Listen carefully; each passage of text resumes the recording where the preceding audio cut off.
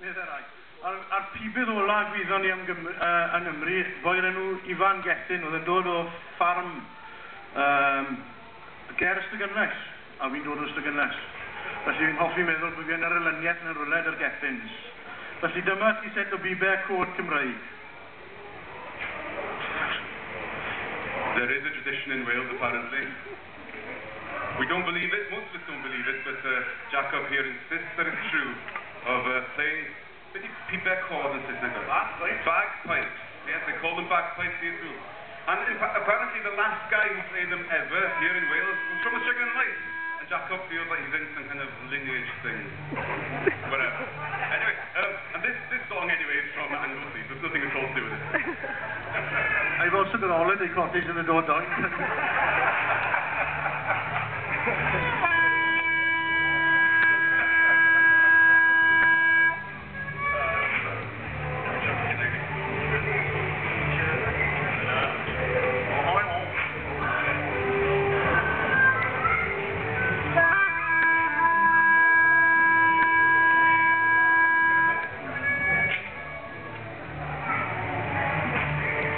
Why the tradition didn't kind of flourish.